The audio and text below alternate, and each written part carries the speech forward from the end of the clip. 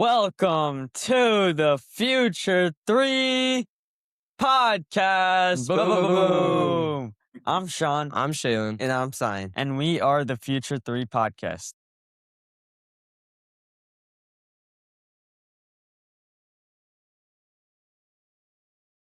Millions of people tune into SportsCenter and see his face. What they don't see is the 27 years it took to get there. Today, the person sitting across from us is the face of that show. He has been an anchor at ESPN for over 2 decades, hosting SportsCenter, NFL Live, Baseball Tonight, Outside the Lines, College Football Live, NBA Tonight, and the Special Olympics World Games.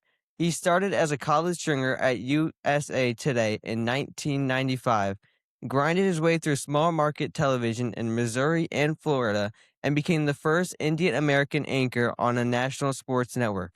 This one is personal to us.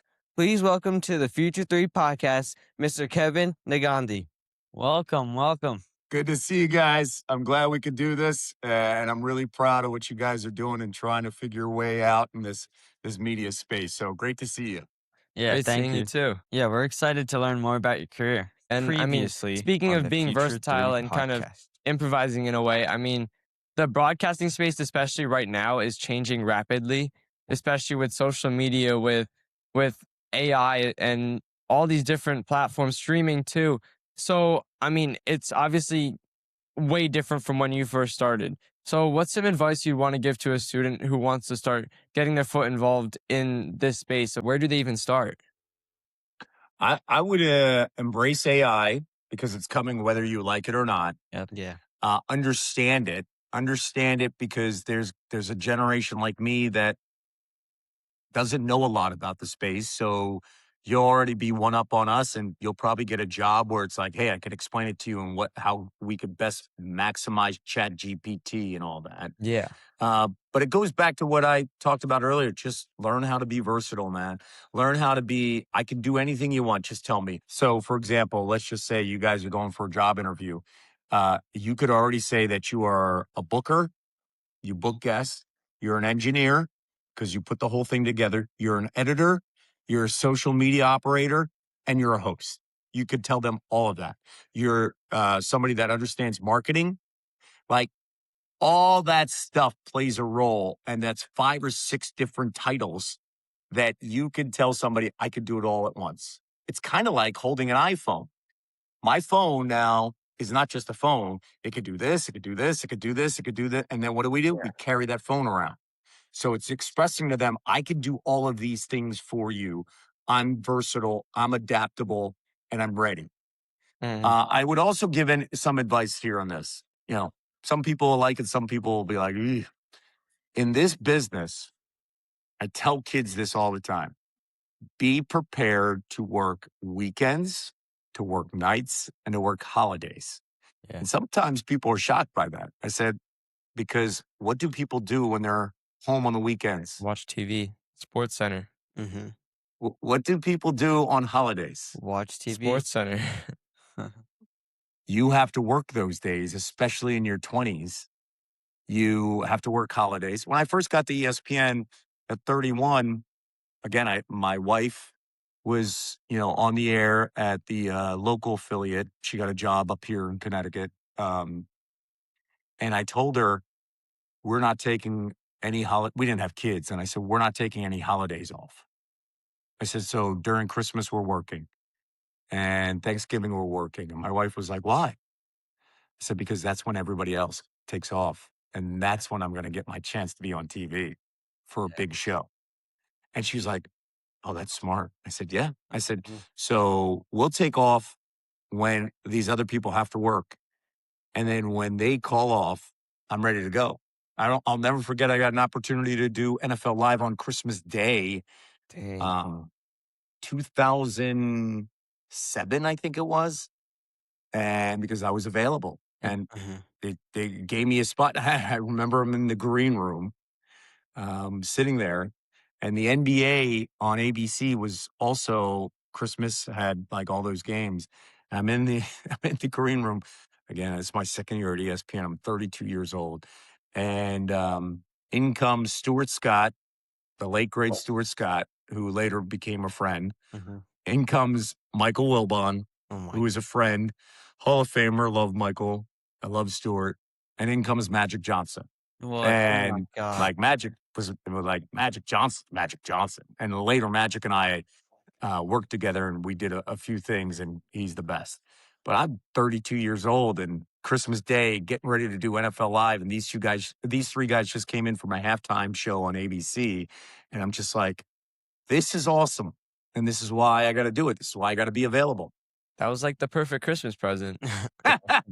You know what? I actually told my wife that driving home. I was like, I don't need any gifts. I'm good to go. I am riding the high of hanging out with those three. Yeah, but I'm curious to know this. Let's say I know we're talking about being versatile and saying we can do everything. If I'm at a job interview, like let's say you were interviewing me for a job, would you want me to say I can do everything, or would you want me to specifically say like I could do this, this, and this? Because I don't know how people would respond if you're being very, very general. It depends on the job. So the question would be like, hey, if you're coming in and let's just play a scenario where I'm hiring you, I run a media company Yeah. and I look at your resume and I'm hiring you for, the role of, let's just say producer, right? How I would bring it up, if I was you, I would say, hey, I produced this show. Here's 2 or 3 clips if you'd like to see. As you can see, I'm also the host of it, but I produced it. We put it out there. This was the type of viewership that we had. I helped produce, edit, market, book, everything with the show. So what you're doing is you're telling that person that I'm versatile because I did this, and here's an example. Hmm. Does that make sense? Yeah, that does make sense. Also, another thing that I learned in my entrepreneurship class is that when you're doing an interview, you have to kind of make your weakness seem like a strength. Is that correct? It's all about how Very you much word it, so. right? Yeah, but you also have to be real. Like, Yeah, yeah. so I didn't know anything about a certain sport, and somebody approached me a while ago about, hey, can you do this? And I was like, yes. And what did I do? I went home and man, I did everything I can to live in that space to understand what was going on. I called all the people that I needed to call. I asked them, I listened to podcasts, I did all this research to the point where by the end of the week, I had a general idea of how to navigate this subject on TV to make sure the audience respected me. Because if That's the amazing. audience doesn't believe you, you lost the audience. You'll never get them back. That's crazy. What sport was it? I won't reveal that. Okay. Oh, Yeah, yeah. so Because you want to know why? Because why? I got you still fooled. Yeah, exactly. I mean, I haven't noticed Sure, yet. sure. Let's keep that your little secret for yourself. Absolutely. So I have a question for you. We want a masterclass. So can you give us like a 30-second Sports Center style read right now about how this interview went, about how we did as hosts? So kind of treat it like as if we were professional athletes, like the full breakdown that you would do on a normal day on TV. From what I've gathered, I'm going to just say I had the pleasure of sitting down with 3 guys that are hungry, that understand what they want to do, that have fantastic questions, especially at the stage of their young careers, that grasp what media is all about in the landscape. And let me tell you that the future is really bright about for them because more than anything else, they understand that hard work's included. They also understand that you got to be hungry, you got to be available, and I see a bright road in front of them. Whatever they try to do, because they have flexibility and they understand that this is not just about the now. They understand that this is about being flexible down the road. How do you come up with that in, That's in so like crazy. 2 seconds? Mind blown. Practice. It's just a lot of practice. It's gathering information, kind of like a computer. To be honest with you, it's listening. There's certain things that you guys have asked me that I'm like, oh, that's really good. Oh, that's smart. It's hearing your answers, coming away with, oh, that's fantastic. Like, all right, for example, right now I can give you like 30 seconds of Knicks Spurs without even looking at anything. It's just me following both those teams. Yeah. I think it's going to be a really tough series. I'm looking forward to seeing how Wemby responds because he's never been this far. This team where they're the foundation of this team where they have a 21-year-old, a 22-year-old, and a 20-year-old now playing in another series that just coming off a 7-game series. They've got to be prepared against the Knicks team that has a bunch of veterans that is coming off rest that's played only 4 games over the last 3.5 weeks. How are they going to respond after the highs of the emotions of game 7 and beating the Thunder on the road? Now they have to match that at the NBA finals level, which they've never experienced. Meanwhile, on the other side, you have Jalen Brunson, who's won a national championship along with Josh Hart, along with Mikal Bridges. They understand what is being required and asked for them. This is going to be a very physical series with the bodies that they're going to have with the Knicks rolling it out. OG Anunoby, his health, he could rest that hamstring, so he's going to be a completely different player. How's he going to now handle a guy like Steph Castle? How's he going to handle the wings, Vassell? How's Steph Castle going to handle Jalen Brunson? The physicality that Brunson has each and every time down the floor. And to me, I think that coaching is going to be the difference in a series like this, coming down to the stars' energy, but how the coaches manage their bench and the minutes that they have in closing, I think, in closing minutes of these games. So to me, this is a 6-game series that potentially could close out in New York. And I think the Knicks are going to have the edge. Yeah, I think the Damn. Knicks coming off of a sweep is kind of critical, especially in the Eastern Conference Finals, because not only are they hot coming off of 2 consecutive sweeps, but they're also very well rested while the Spurs Yeah. are just coming off of a game 7. This is kind of what Yep. happened with the Sixers Celtics. The Sixers Celtics went to game 7 and then the Sixers won, but then they came to play the Knicks, who are a way better team, I'm not going to lie. But they also it's like the Sixers were way too beat up, way too tired. You see Joel Embiid was way slower than he was in the first series. It was rough to watch, but that I see where you're coming from because of the whole rest aspect of it. On And emotionally, like physically, your body takes a toll, but where are you emotionally and mentally, right? Like, Yeah. like, I mean, excuse the pun here, and I know what Wemby did this offseason in, climbing the mountains, but he climbed the mountain. But does he realize? I don't think Wemby views the Thunder as the mountaintop, No, but views the ring as the emotionally, where is he at after climbing that and unseating? I mean, many believe that that's the Western Conference Finals is the NBA Finals, Mhm. right? It's the 2 best teams. But where are you physically and emotionally in the wear and tear? Now you have to deal with a higher level, and that is the NBA Finals, completely different. You're not going to OKC, you're going to New York, playing in games of that magnitude where that franchise hasn't won a title since 1973. That place is going to be bonkers. Yeah. And how does Wemby handle that? How does Steph Castle handle that? How does Dylan Harper handle that? It's a different beast when you're 20, 21, and 22 and you're going in New York and you're playing a finals. 100%. MSG is probably the loudest stadium in the NBA. Yeah, it's gonna And be so fun to watch. especially the Knicks Electric. fans. The Knicks fans are probably also going to travel to San Antonio and they might even take over San Antonio Stadium. So Yep. I really think it's going to be a great series. And honestly, I got to give you the tip of the cap for that segment for the Knicks Spurs because that was really impressive. I appreciate that, but this is what I do. I better know what the heck I'm talking about, considering I'm going to San Antonio on Wednesday to be live there on the court before the game. It's gonna be electric when you're there. I'll be watching. Yeah, we'll be I appreciate that. on TV. All right. So we always like to ask our guests this question. What is your definition of success and how has it changed from your high school days to today? That is a fantastic question. My definition of success right now is my family happy? Am I being present with them? Uh, can I make sure that they're taken care of? And can I go to work and feel good about my job? That's my definition of success now. Your priorities change when you get older. Your priorities change when you have people that rely on you.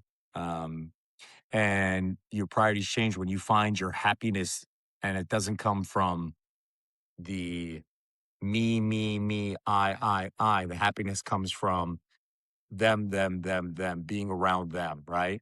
So, going on trips with them, sharing smiles with them. I'm coaching all stars for my 12-year-old right now. And, seeing him play and seeing him push himself and understand that he can continue to get better and better makes me really happy. Like it's a small little thing. And like I coached my son in flag football last fall, my middle son, 12-year-old Noah. He's got a pretty decent arm and he's a quarterback. And I was pretty hard on him in the beginning of the season. And he handles it really well. But what was going on was, we had plays. I have a playbook. He has a wristband, and he's in 6th grade, and like we had a pretty good regular season. But like I was installing games plans and plays with him, different for every opponent. And then the cool thing is the championship game, and it's a really good game against this Lions team. We're the Eagles, and it's like a tie game, and it's the second half, and my son looks at me, and I'm calling a play from the huddle, and he goes, "Dad, I got this. I'm good." And I said, "If you got it, then go." And he led them down on a game-winning drive, and he was fantastic, That's right? awesome. So we eventually win the game, and like I'm beyond happy and proud for him. It's not me, it's for him. And what I told him afterwards was just how he handled the whole season to that point of saying, "I got it. I believe in myself. I'm good." And telling me, "Dad, I'm good." To understand what we were doing all the way through. This wasn't to me a football game. What this was is his growth and understanding that, hey, I'm learning, and now the final test, I can do this. And for me, that is success because down the road, those small little victories of learning every single day will help him when he's in a challenging situation. My other son yesterday was in a big situation, and, bases loaded, 2 outs, 3-3 game. He pops a single to right, brings in 2 runs. And it's you know, we were down 3-0. We take the lead after that. We don't blow the lead. And then he closes the game out by getting 7 outs on the mound. Oh, wow. Like, to me, it's teaching these kids and seeing them grow in that adversity, and you can learn from sports. So I find those moments as success. It's my daughter who, she's 9 years old. She's in Mary Poppins, and they get ready for her for 4 months. She has 2 scenes. The day of opening night, Mary Poppins gets sick. They throw my daughter Oh, into the mix to play Mary Poppins, and she crushes it for 2 hours. Oh that's my great. god. Damn. They practiced for 4 months. My daughter had never had Mary Poppins roles, but she had been watching the whole time, understanding what to do because she loves acting and drama, and crush it. That is completely different from how I viewed success as a teenager, where how I viewed success was if I get on TV, I'm the man. I don't think like that anymore because it's Yeah. like, yeah, it's amazing what I could do, but it doesn't define me. What defines me is seeing my kids continue to grow and challenge themselves, but at the same time find a way through. So when they're without us on their own, they understand what to do. And I think that anybody who has kids views that as the successful part of their lives. Yeah. So that was a very good story because I mean, I kind of see that in my parents now where it's like in high school, I feel like everyone kind of focuses more on the financial part of life. Like if I have money, I'll be successful, I'll be happy. Yeah. But as like people grow older, like we grow more mature as we kind of experience more, get to see more things happen like right in front of us. My mom always tells us that the most valuable asset in life is your health because I mean, you could have all the money in the world if you're not healthy, if you're not happy, your family isn't happy, that just means nothing. So that's why that really stuck with me. It's Mental 100% true. Yeah, your mom sounds like she's been raised by great Indian parents because that's what Yeah, my mom would always say. My mom would exactly. always say, "Hey, one thing you can never replace is your health," Yep, and it's so true. No matter what. agreed. yeah. So, I mean, Mr. Nagandhi, this has been a great episode. We learned a lot talking to you, but at the end of our episodes, we always like to flip the tables and ask if you have a question for us.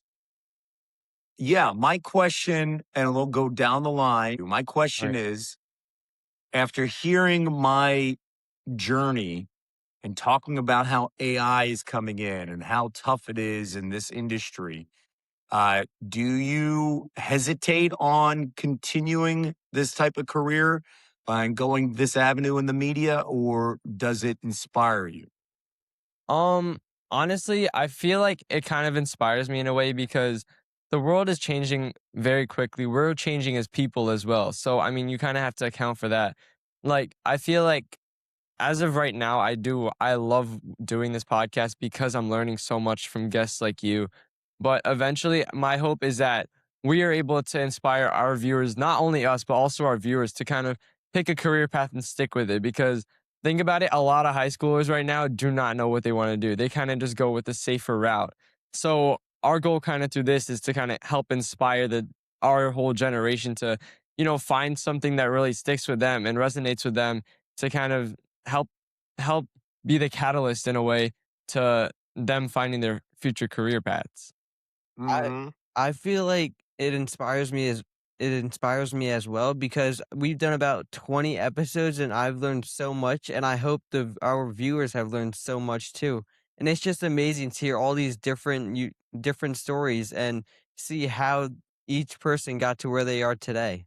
Yeah, and you mentioned AI in that question, and I feel like that's not gonna make me shy away from all these different types of careers because I think it's gonna actually help me more because I can learn more from the AI. Yeah. And yeah, and I don't even it doesn't even have to be just from the AI. It's also this podcast. So yeah. Yeah. I got another question. Yep. Are you guys as good as the dancers as your dad was when he was growing up? Oh He always man. says we're not. He always says we're Ah! not. I don't know. Dude, if you see him dance, it's the funniest thing ever. Cause whenever there's Motown Philly, he goes crazy. I Yes, have his so Your many song. dad's got videos. moves, man. Your Yeah. dad had moves back in the day. He always Listen, at a Gerba, your dad would be like ready to go, man. So Yeah. that's props to your pops. And Mhm. then Yeah. after he's done dancing, he would say, "I'm so sore." Yeah. The next morning his Well, back will be that's hurt. all relatable. I understand that. Yeah. Yeah. That's what happens when you grow older now. Yeah, well, Yeah. trust me, I understand. As somebody Yeah. that was at All Star practice yesterday, and I had 12-year-olds challenge me to a bunch of stuff. It gets tougher and tougher every single day, especially trying to keep up with you guys. Yeah. All right. It's been a pleasure having you on this podcast. We really enjoyed learning about your journey and your career too. I loved it, man. The questions were great. It's been a pleasure, man, and just keep doing what you're doing, because uh, you guys, whether you realize it or not, you're learning in the process of helping also other people your age that have questions, and just keep going down this road. It'll help you in so many ways, whether it's the media, whether it's meeting people, whether it's learning about yourself, what you like and don't like. You'll completely benefit at the end. And I'm actually going to bring this up to my two boys about maybe getting some advice from you guys on how you do it. Yeah, that's Thank you. great. Thank you. Thank you. You guys can find us on YouTube, Spotify, Apple Podcasts, Instagram, Facebook, Threads, TikTok. Every single social media platform will be there. We are the Future 3 Podcast, and we out. Peace. Peace.